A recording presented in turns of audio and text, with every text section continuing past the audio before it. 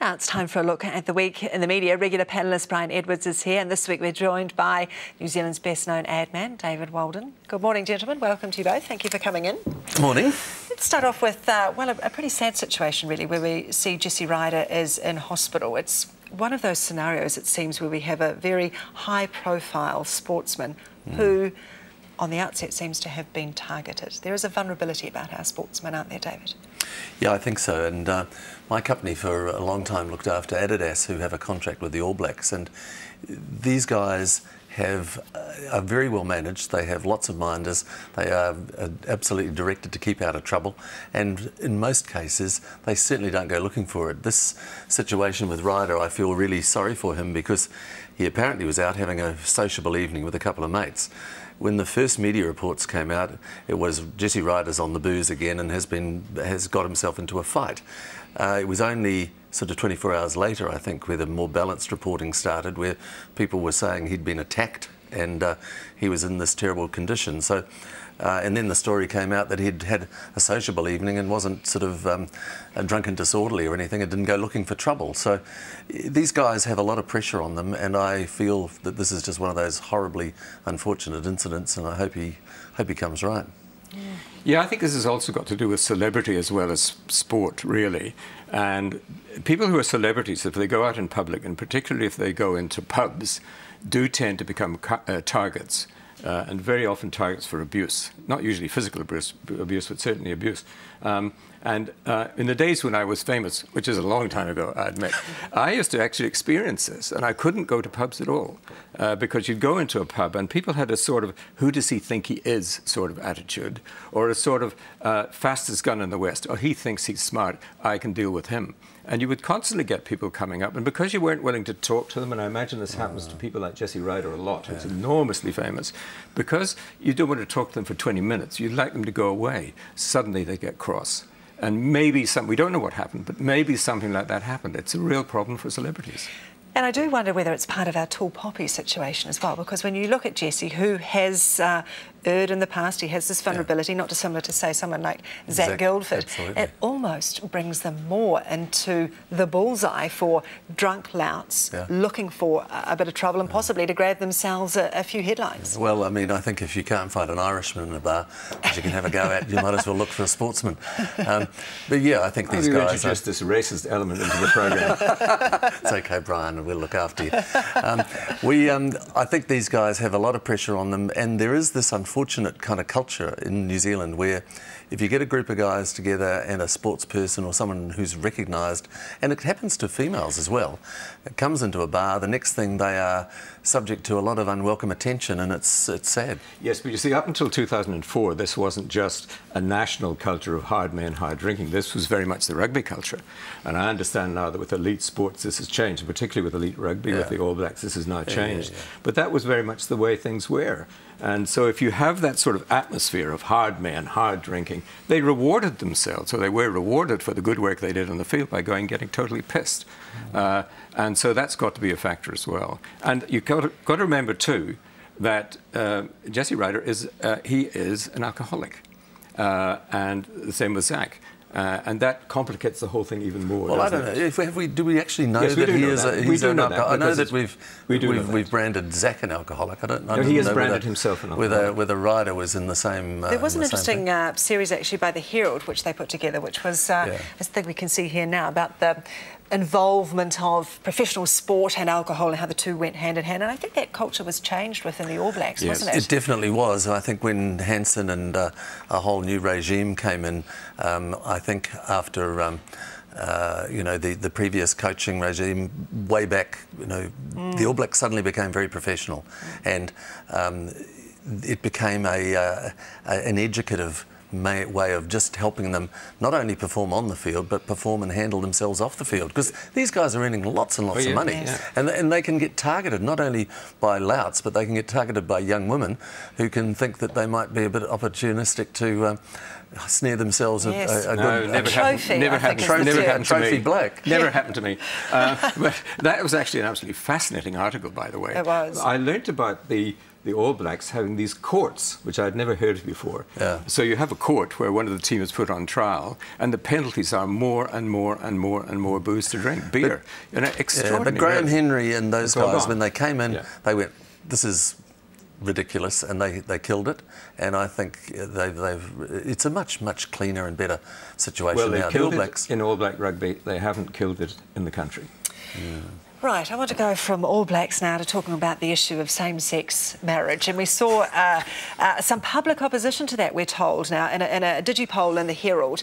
How accurate do we think these polls are when it comes to determining the mood of the nation? Because if you believe this poll, the country's split 50-50. Well, it depends what sort of poll you're talking about. If you're talking about online polls, newspaper online polls, where you click a thing which says I'm for, or you click a thing which says I'm against, that is totally and absolutely unreliable. It can also be rigged in a variety of ways.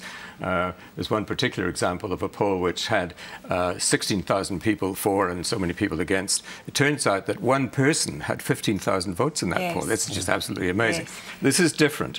This is a Herald DigiPoll. It's random in the way it's conducted. So you select a random group of people and you ask them a question. So I would say, this is probably more your area than mine, this is probably a reasonably accurate reflection of how the situation is at present. Yeah, look, I think for a start, the country's kind of got obsessed with this word marriage. You know, all of a sudden, marriage is this sacred thing, this be-all and end-all, and I think gay marriage has suddenly become like a lightning rod for all sorts of discussions. It's kind of interesting that as these polls have come out and there is a suggestion that half the country might not agree, that more people that were sitting on the fence or didn't have an opinion seem to be ready to venture an opinion now and say, well, I'm not so sure about this. So as we get closer to the legislation going through, I mean, when Lewis Walls first brought this out, not many people, everyone was in agreement. The people seemed to say, yeah, this is probably time, it's a good idea, let's get on with it. Now you just get a sense that, and I think the Herald poll and things like that have added to this, that the opinion is being moved and the jury's kind of out. And if half the country don't agree with it, then I think it's going to be a much more difficult thing for the politicians to say this is the will of the people. Yeah, I absolutely agree with everything you said there. I mean, this is a debate now about a word. Yeah. It's about the word marriage. But it is quite an important word, really, because the people who object to this legislation are saying, look, marriage was meant to be for people to procreate children and live together forever, blah, blah, blah, all that sort of thing. And I guess there's a degree of support for that sort of view. But the polls are interesting. And I think what can happen here is if the polls start to move towards people being opposed to this legislation, then more people will be opposed to it, because that's the way that polls influence things. So if I'm the sort of person who's saying, I'm not going to oppose this because I don't want to be called homophobic, but if I discover that actually more than 50% of the population oppose it, then I might feel more comfortable about expressing those views. Yeah, I guess so. But it does put a lot of responsibility on people like the Herald to make sure that what they are presenting and the TV3 poll and the TVNZ poll, to make sure that what they are representing really is a decent sample and is statistically correct. Because at the moment it feels like what we were told 3 months ago is dramatically different to what we're being told now. Yeah, absolutely. Okay, I want to move on to ads and how they get into I love ads. Yes, you do. Ads. You are. New Zealand's most famous ad man, I think. Hey, I love it. He made a fortune from that. He lives in Heron Bay. He does, indeed. Okay, let's move that on.